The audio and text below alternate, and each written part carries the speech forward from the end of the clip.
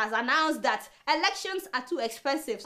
Because of that, there may not be an election this year. I was like, Lord have mercy, what is wrong with these people? What are these people smoking?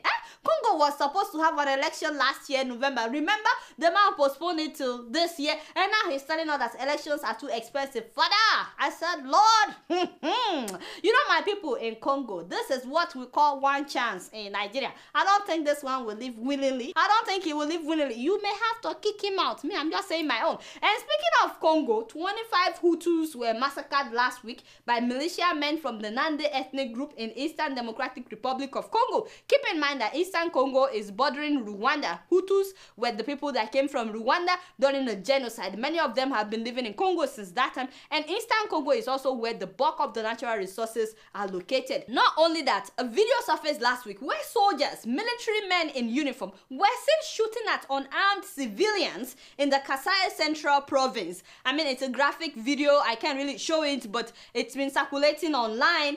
I'm like, how is it possible that soldiers will just be shooting at random civilians? And one of the soldiers was actually the one that filmed it. He was saying in a video that, look at them dying like animals. It's really sad that this is still happening. Human Rights Watch has been on top of this. Everybody has been condemning it. Only for the Congolese official to come out and say, oh, this did not even happen in Congo. Even when people could hear the soldiers speaking Congolese language. This is so not right. The president needs to wake up. All these politics that he's playing, telling people that election is expensive, he doesn't want to leave, and they are killing innocent people. This needs to stop. Guess what? I'm just keeping it real.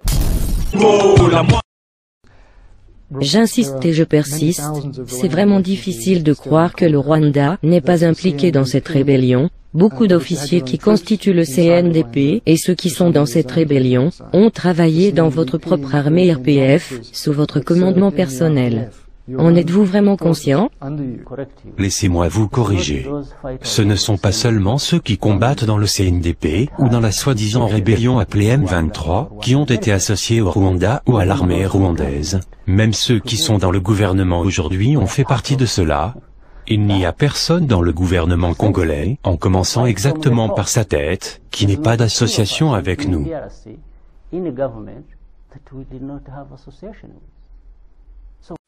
J'insiste et je persiste. J'insiste et je persiste. J'insiste et je persiste. Laissez-moi vous corriger. Laissez-moi vous corriger. Laissez-moi vous corriger. J'insiste et je persiste. Laissez-moi vous corriger. Il n'y a personne dans le gouvernement congolais, en commençant exactement par sa tête. J'insiste et je persiste. Il n'y a personne dans le gouvernement congolais, en commençant exactement par sa tête, qui n'ait pas d'association avec nous.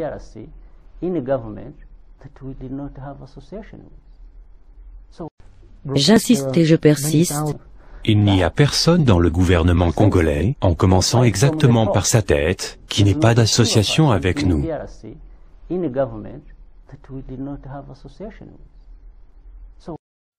Voici ma dernière décision. Avant la colonisation belge, les Bakongo, les Bangala et les Baluba n'étaient pas des citoyens des mêmes pays. Nous avions notre pays de Congo dans tout là. Depuis qu'on a demandé l'indépendance à la Belgique a poussé toutes les tribus de haïr les Bakongo. Nous avançons vers le génocide des Bakongo. Dos Santos, le Sao Tomé, c'est pas un Angolais, c'est un Sao Tomé, a déjà massacré des Bakongo. Sassou Nguesso massacre tout le temps des Bakongo. Hippolyte Kanambe, la même chose. Eli Kapende, c'est un mercenaire d'Hippolyte Kanambe. Voici ma décision. J'ai divisé la République démocratique en deux. Les Lumumbistes auront la République du Lualaba, capitale Lubumbashi. Les Abakistes, donc les Bakongo, auront la République du Congo central, capitale Kinshasa.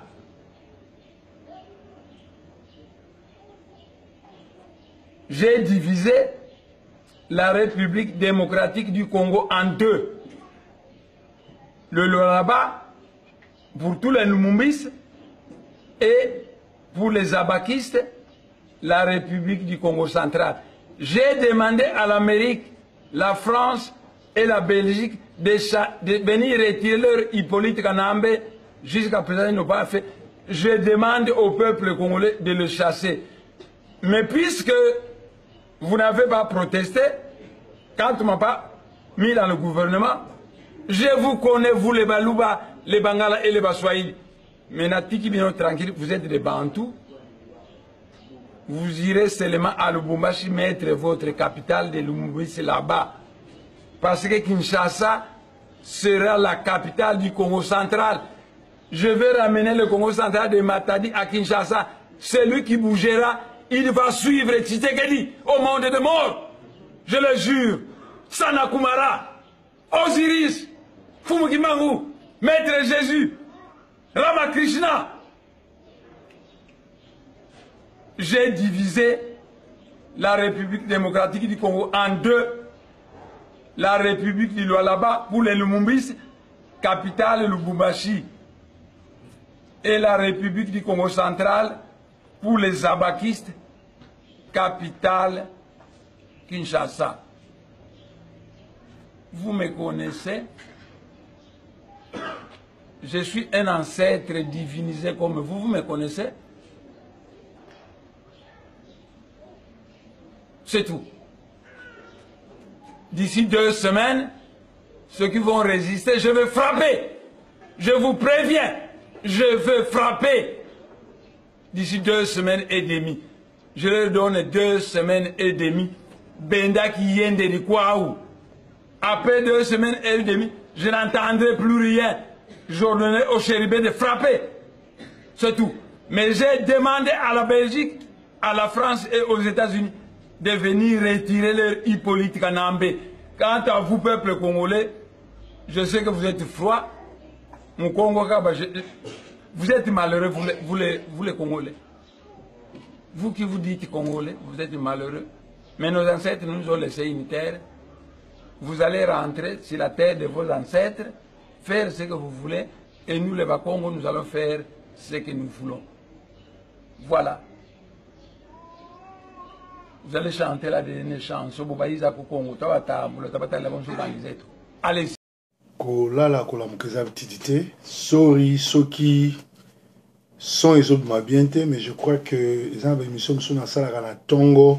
Parfois, où tu la muka son, ils ont volume rosa ndenge mokote na ndenge. Peut-être la muka qui avant ou bien au mela qui moi café ou bien ndenge ba masolo ndenge zara. Detsuko na ucho la muka, mais moi café pour peut-être peu ça faut son qui tout quoi.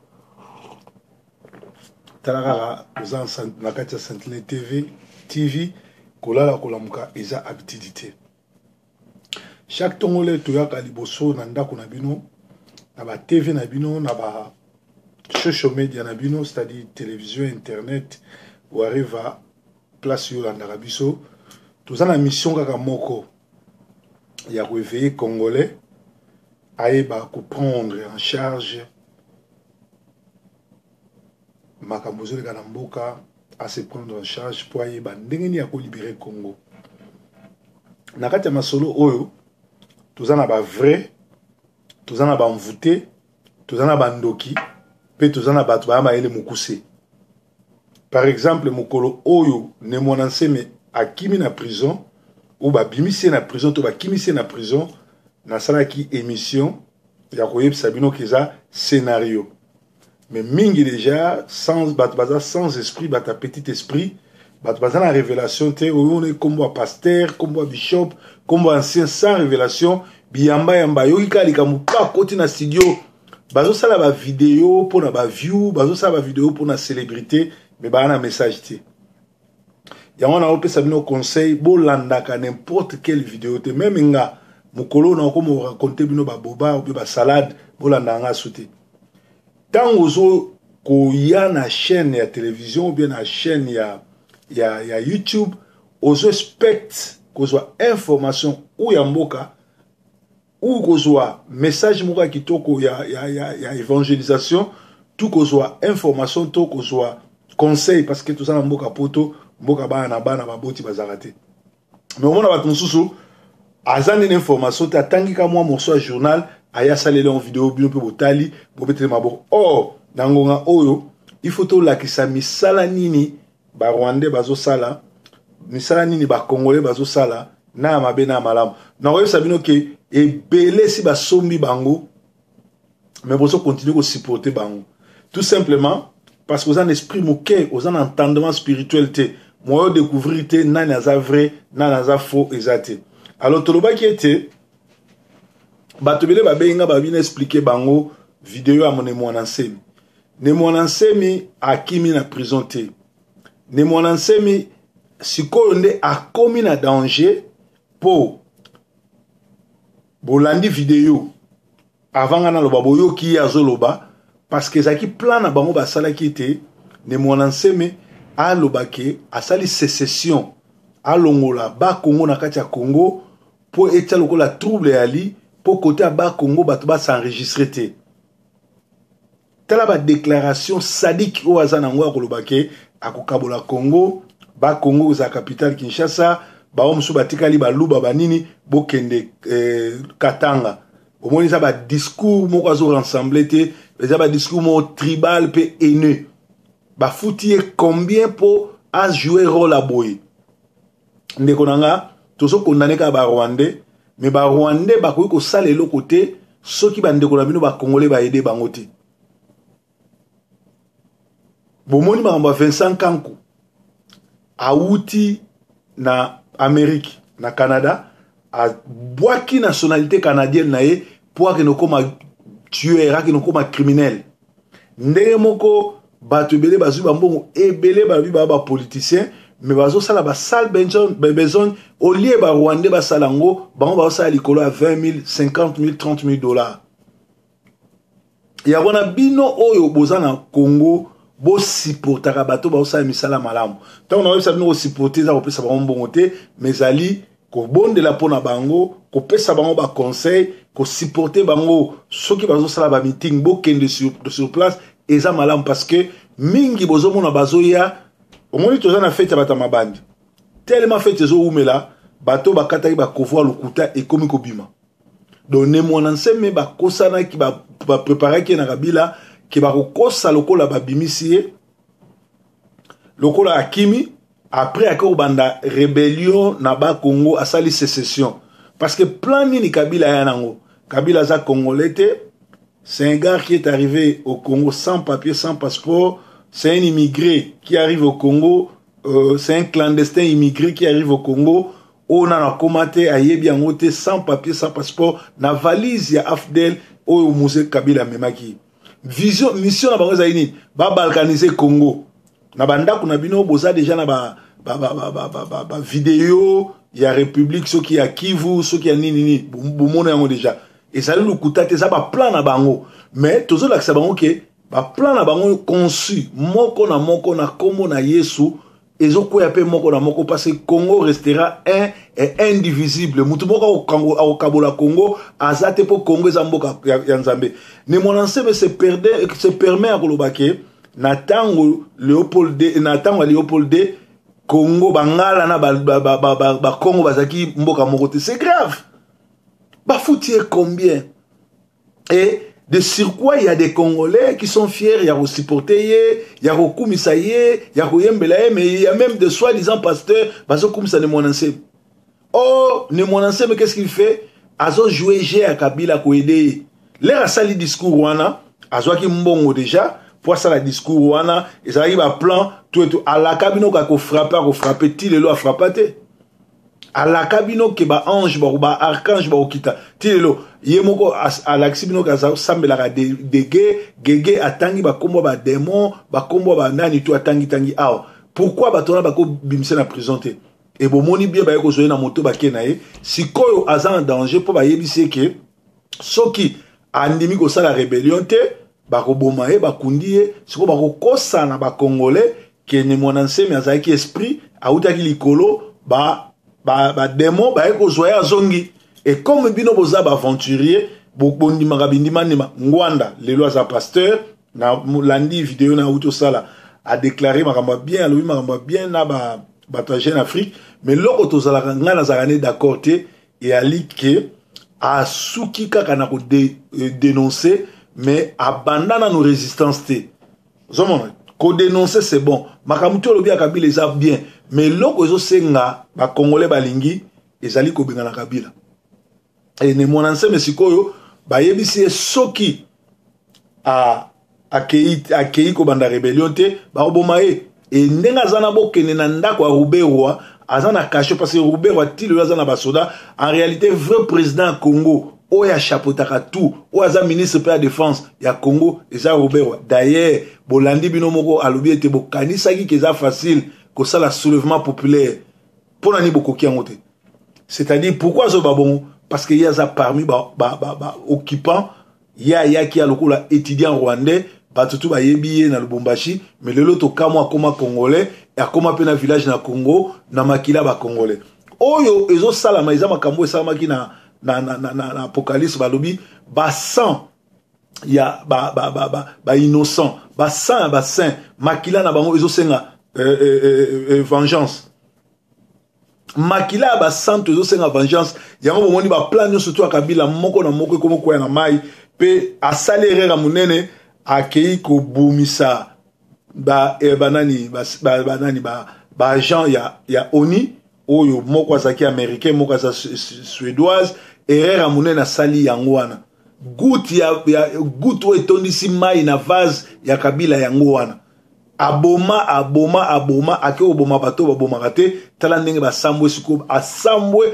ana ba problème grave siko problème yani namoni bato bakomo kumisa déjà bamisu bakomo telemela déjà kisa Sidika Dokolo bamisu bakomo telemela Angola nde aye ko bikisa Congo soki Angola abimisaka ba soldat na ye le long en frontière te mbene mwana nsemi asi abandi rébellion na ba Congo ne mwana semele azo banda nani rébellion na ba Congo ingaka mema trouble ba congolais ebele ba ingaba kima na wapi na Angola soko atimbeli no Kabila azo sala trouble yenda za fouteur de trouble normalement eza Angola mutenge etelema te ezali Sadek mutenge etelema ndenge ba bengana i président Gambi ndenge pe ba ingaba ke bengana Kabila mais le kola Kabila a sala boy a fongola ba porte a fongola ba mine pour na ba étranger nso ba koyiba me ba congolais ba kufaka yango na bomoni atika na pouvoir pe yango moni avandi po batona nyos bakoma ko ya ko piller Congo mais siko Angola na ba américain balobi non ba américain batini ba angolais ba bino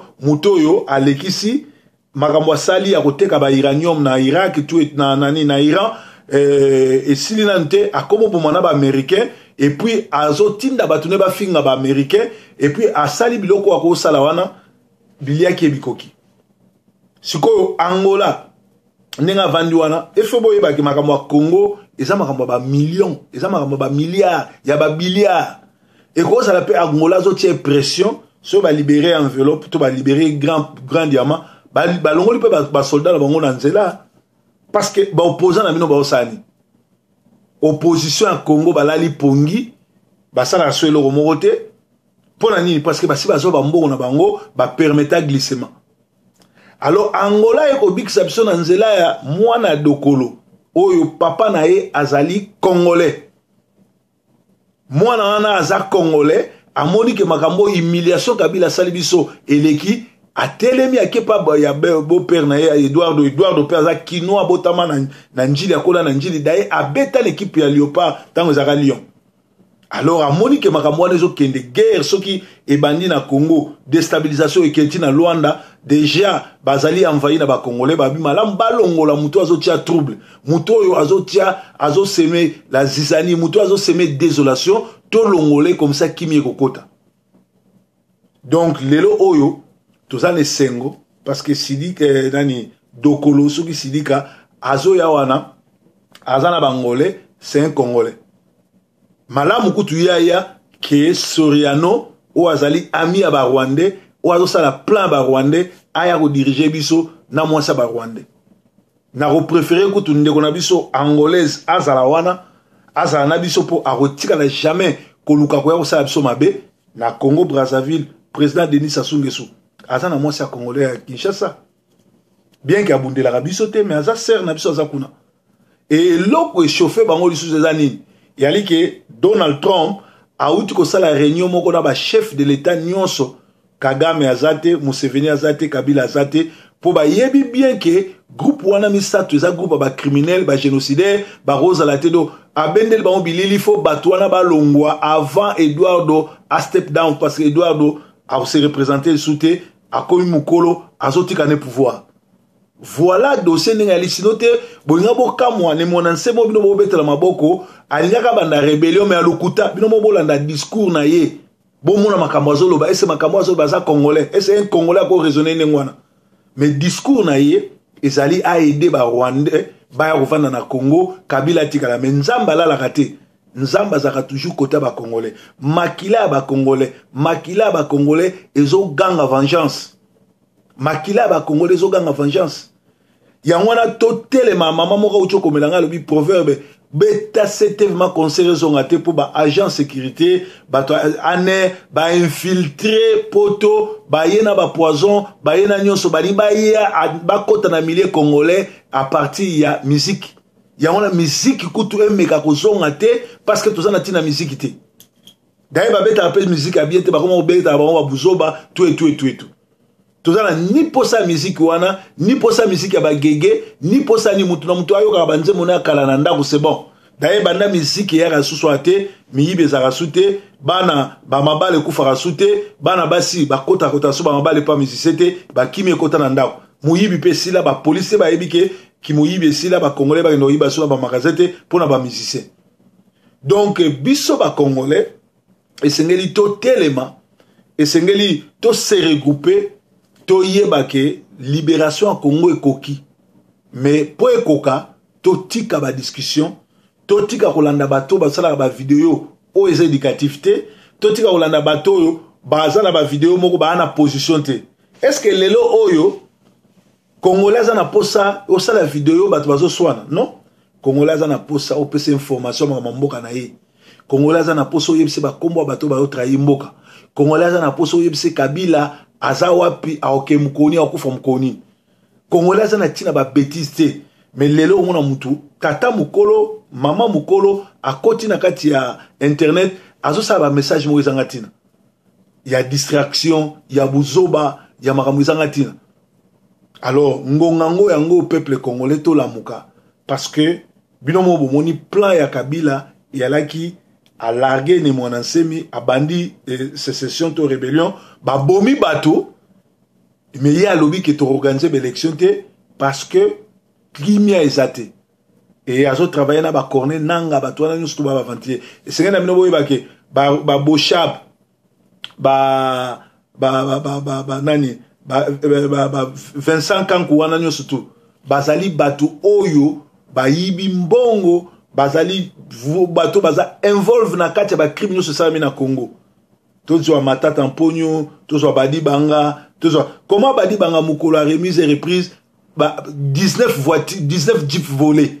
premier ministre ba osala remise et reprise aboye ko sala remise et reprise ba ko tie munduki na mutu andimi ko sala ma yibi 19 jeeps premier ministre à Congo a yibi 19 jeeps entre temps aza premier ministre à Congo bazo bomana kananga bazo bomana chimbulu atikala ko tia makolote baza bakatange eloko oyo babandaki yango na bato bandundu ba loki na bato bandundu ba yesi koyo na bato oyo ya Kivu ba sisi na bato Kivu soke komi tour ba luba bazo trahir bandeko na ba luba congolais na nyalokayo yango na bandeko nanga mutu moko te asala ba video ya koluka ne mwana nseme azana bisote ne mwana nseme azali pris na tout na yemoko azali pris na mutamu ne moko mutamu na bawe kangi bango soki Angola atali saka minduki te ne mwana nseme sibo yoki sango na ye abimi abandi sécession na Angola na ba Congo mais siko a commis un danger parce que bazo bate ba osana nini parce que mission babimisa qui a 8000 héros ba congolais ba comme déjà pour adorer au moins que bino bozan esprit te na ba pasteur na ba ndoki na bino ba nani ba soki ba mvuluzi so ba na bon esprit te comment j'aime mukeka ka pa bazu bino olebo tuna ese boyebi ke mukolona ba boma batu ebele bato baza ko bima ba obeta ba masasi bato tu ba soda bemba nyoso tu ba bima bazak ba membre ba famille bo benga ba soda o bazaki na prison bato to ya procès ya Moïse Kabila o ba boma bo tuna bango baza parce que so ba prisonnier ba kimaki ba benga ba famille na bango bo tuna ba membre ba famille so bazo ba sango na bango mingi ba boma bango yango na bozo mona ba Jomi Nongala batimba ba Frank Diongo batimba ba boyaki kobima po elaki soko bimba beti o masasi nana zo sa biloko wana Kabila muto sa biloko wana alene mwana nsembe muto aide et sa biloko bongo alors yo aux esprités au monde le romabo bandoko komisa azam vulusi azaboy sans esprit nzoka muto wana azo jouer chez ba Rwandais alors lelo eza vendredi toza vraiment na makambo belé o yesa binote to ayika ko lakisa bino po mikolo yo tozo fongola bino miso ya ko lakisa bino ba vidéo o makambo Rwandais baloba bolandi Paul Kagame ndinga lobi bolandi yemoko kisa nemonanse menenga lobi ke ye akokabola mboka parce que ya lingi ba Congo koma mibale donc tango yoki mutazo bandengo wana azo jouer jabanani azo jouer ya occupation o yaki pona ko balkaniser mboka heureusement nzamba la raté Angola a telemi Silika Dokolo a telemi pour stopper makamwana na Angola bacha bango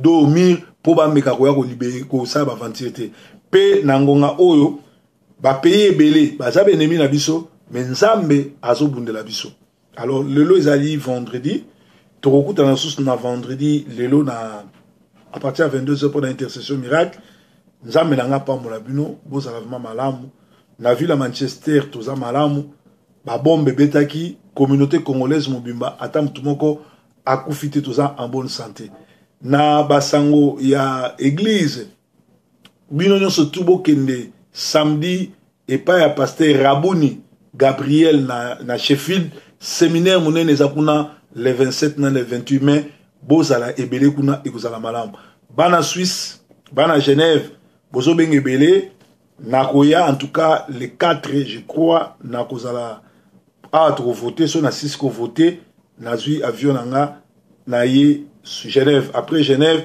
nakozala na Paris batunyo surtout à la moisson mondiale na batunyo surtout à Front pour la libération totale du Congo beaucoup en contact na frère Nafso Didier 11 oaza na Paris oazali représentant na biso maman Pierrette ba maman nyo surtout église à la moisson mondiale ba robo sambela na biso tous a beaucoup en contact nanga parce que nakoya na Paris pour na robongsa bilulu auto sala o etikali tous a toujours ensemble na bino nzambe aleka na kobatela nzamba za na biso pe nzambe azali na sima na biso pe akotika na biso te sango ya Manchester ezana garçon moko ya muzombo na kombo ya Simon azoko saka batuke asalaka badini ba assurance ya moins cher bande kunanga na ba preuve makambo ebele que c'est un escroc soki akosi yo soki ayebiso ke assuré car na yo soko ko checker okomona ke car na yo ezali assuré te bakoso pe mbongo après oloba bakozo selo mbongo bazozo saka mbongo te je crois bato ebele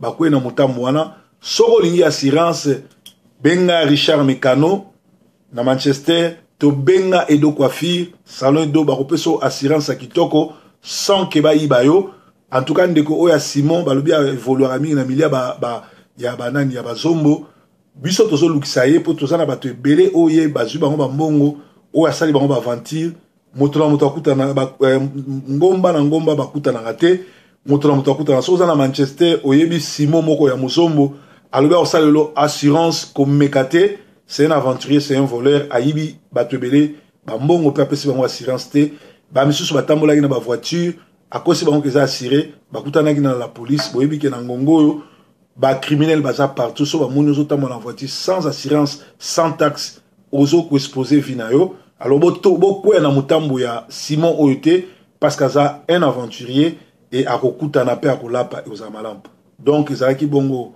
petit déjeuner lelo journée malamu tolanda ne mwana nsembe na ba aventure na ye na ba plan na ye o balinga basala na Kabila mais na ngolu na nzambe échoué tukutani merci. Voici ma dernière décision. Avant la colonisation belge, les Bakongo, les Bangala et les Baluba n'étaient pas des citoyens d'un même pays. Nous avions notre pays de Congo dans tout là.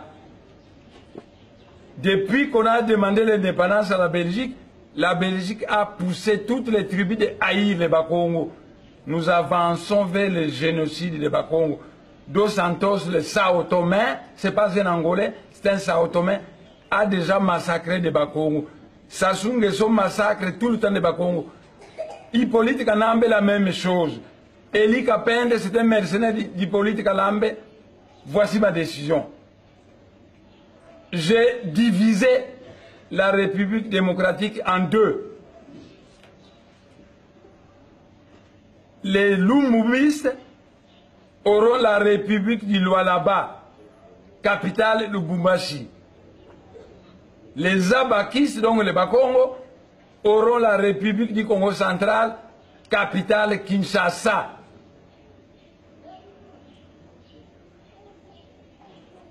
J'ai divisé la République démocratique du Congo en deux. Le Lualaba, pour tous les Lumumbistes, et pour les Abakistes, la République du Congo central. J'ai demandé à l'Amérique, la France et la Belgique de venir retirer leur Hippolyte Kanambe. Jusqu'à présent, ils n'ont pas fait. Je demande au peuple congolais de le chasser. Mais puisque vous n'avez pas protesté, quand on ne m'a pas mis dans le gouvernement, je vous connais, vous les Balouba, les Bangala et les Baswahili. Maintenant, tranquille, vous êtes des Bantous. Vous irez seulement à Lubumbashi mettre votre capitale de Lubumbashi là-bas. Parce que Kinshasa sera la capitale du Congo central. Je vais ramener le Congo central de Matadi à Kinshasa. Celui qui bougera, il va suivre Tshisekedi au monde de mort. Je le jure. Sanakumara, Osiris, Fumukimangu, Maître Jésus, Ramakrishna. J'ai divisé la République démocratique du Congo en deux. La République du Lualaba pour les Lumumbis, capitale Lubumbashi. Et la République du Congo central pour les Abakistes, capitale Kinshasa. Vous me connaissez. Je suis un ancêtre divinisé comme vous, vous me connaissez. C'est tout. D'ici 2 semaines, ceux qui vont résister, je vais frapper. Je vous préviens, je vais frapper. D'ici 2 semaines et demie. Je leur donne 2 semaines et demie. Benda qui vient de Kwaou. Après 2 semaines et demie, je n'entendrai plus rien. J'ordonnerai au chérubin de frapper. C'est tout. Mais j'ai demandé à la Belgique, à la France et aux États-Unis de venir retirer leur Hippolyte Kanambe. Quant à vous, peuple congolais, je sais que vous êtes froid. Mon Congo, vous êtes malheureux, vous les Congolais. Vous qui vous dites Congolais, vous êtes malheureux. Mais nos ancêtres nous ont laissé une terre. Vous allez rentrer sur la terre de vos ancêtres, faire ce que vous voulez, et nous, les Bakongo, nous allons faire ce que nous voulons. Voilà. Vous allez chanter la dernière chanson. Allez. Depuis qu'il est arrivé au pouvoir, on estime que le peuple congolais a perdu des milliards d'euros sur ses ressources naturelles, puisque Kabila a vendu des concessions minières largement en dessous du prix du marché. À plusieurs occasions, Gécamine a vendu des parts qu'elle possédait à un prix bien en dessous de la valeur du marché à des sociétés offshore qui les ont ensuite revendues à un prix bien plus élevé.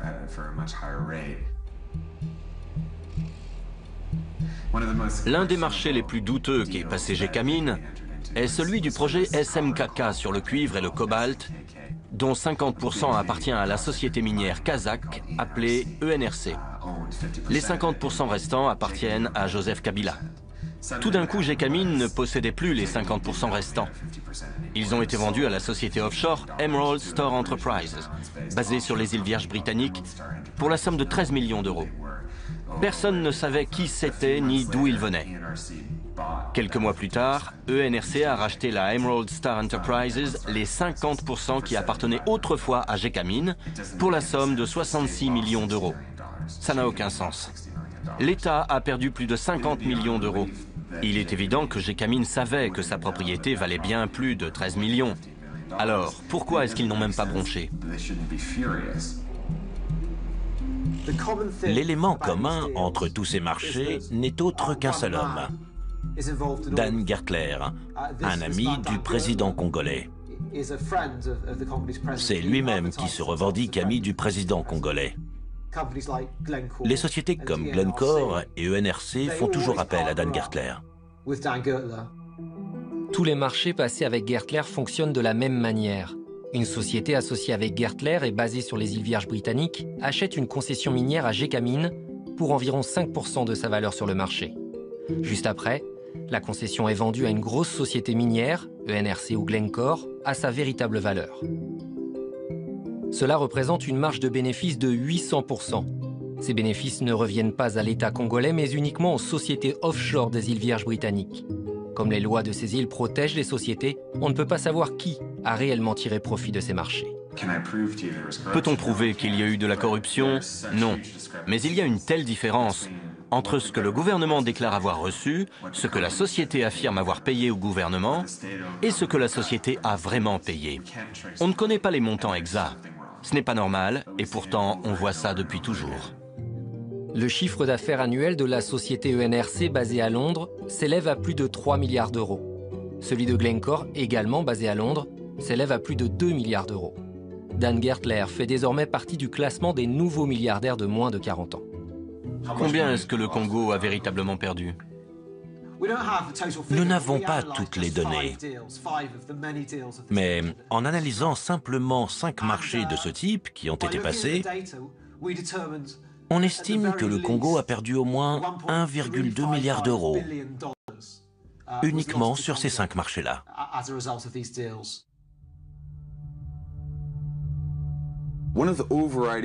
Pour moi, l'une des émotions qui caractérise le mieux tout ce conflit, c'est l'humiliation subie par les Congolais.